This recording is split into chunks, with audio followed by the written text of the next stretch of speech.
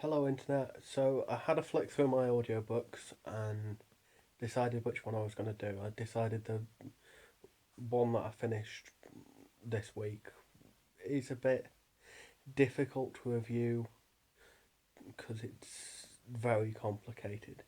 And it didn't really blow my socks off, so I'm not really that interested in reviewing it right now. The one that did blow my socks off, I finished about a week and a half ago. Just let me look at my Kindle. Um,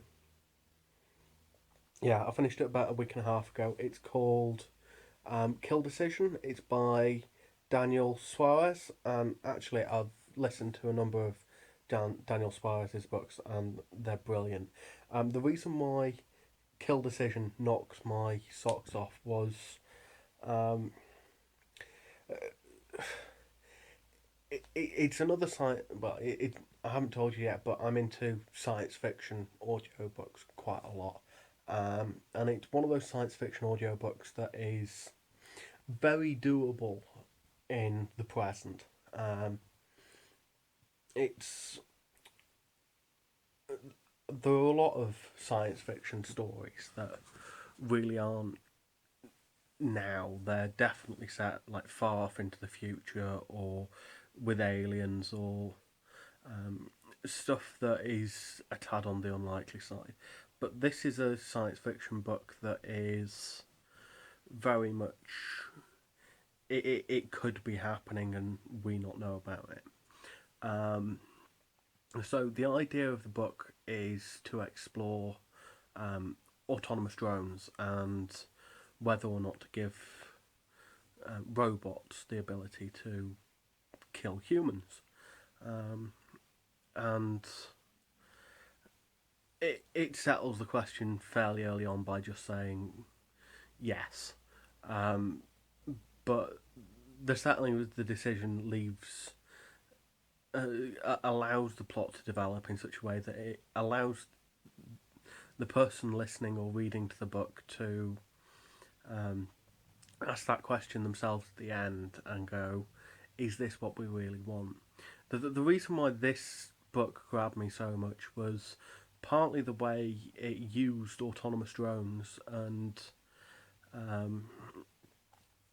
and it it used a bit of artificial intelligence that I'm really interested in. It's called multi-agent systems, and the fact that you don't have to give something many inputs to elicit really complicated behavior outputs or really intelligent behavior outputs. Um, I mean, there were a couple of games that either everybody's heard of or seen, um, like Langstrom's Ant and Conway's Game of Life, that really can demonstrate this and the fact that some very simple rules can elicit some very complicated behaviours and um, put enough of those things together in the right way, and it seems very, very intelligent, even though no one bit sees very much. Um, in Conway's Game of Life, every bit sees the eight surrounding bits, and in Langstrom's Ant, it's even less because the ant gets to see the block it's standing on and it knows where it's come from, and it uses the block it's standing on to decide where it's going next. So yeah, they're very limited in the amount of access they have, but they give a lot of um, output that's very interesting, especially when you see it on the whole. And it grabbed me for that because it's the way that insect colonies work, and it uses insect colonies in the book um, to help the autonomous robots um, do big tasks. You don't have to give them a lot of instructions, but they can then go away and do colossal amounts of damage by working as a swarm. Um, and it's very cleverly put together, and it's I would say it's definitely worth a read. It brings up a lot of interesting questions. I know that if um, that I now know that I would rather have a human on the end of a trigger. Um, it's sort of the same as War Games. The I don't know whether it was an 80s or 90s film, but that was again putting human hands in the human lives in the hands of artificial intelligence, and yeah, it makes me go. Humans need to have the final decision to kill, and even then, we're not very good at making that decision. There are too many cases where humans have gone, nope, you're gonna die, and I don't like that. But at least there's someone to blame. If a computer does it, well, do you blame the programmer? Do you blame the person who put it into a device? Do you blame the general that sent it out? When something goes wrong? And no, I would much rather have a human that pulls the trigger. If they make a mistake, then they make a mistake, but um, it's got to be in the hands of humans.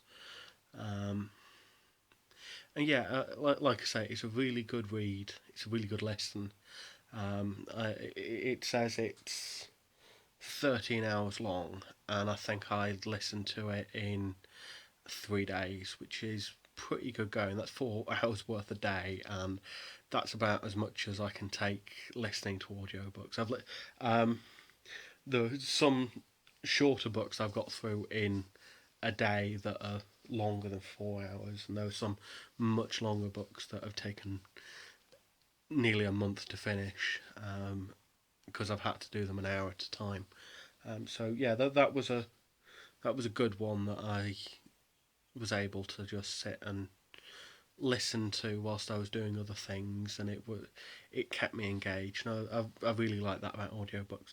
So yeah, the book once again is Kill Decision by Daniel Suarez, and it was read by Jeff Gurner. Um, I think it's the only book I've got read by Jeff Gurner, but he does make a terrific um, voice actor. No, it's not. I've got another Daniel Suarez book read by Jeff Gurner, and yeah, he's a brilliant. He always brings the books to life, and he's. I don't know how to describe audio actors, but yeah, he brings it out. There are some fairly dull and tedious audio actors, or I know some fairly dull and tedious books done by brilliant audio actors, and separating the two is difficult. But in this case, it was a good book done by a good audio actor, and I recommend you go out and um, have a listen, or maybe buy the book and read it. Um, so yeah, because I listened to it on my Kindle, I got it through Audible, but I'm sure there are other ways of doing it. Johnny DL out.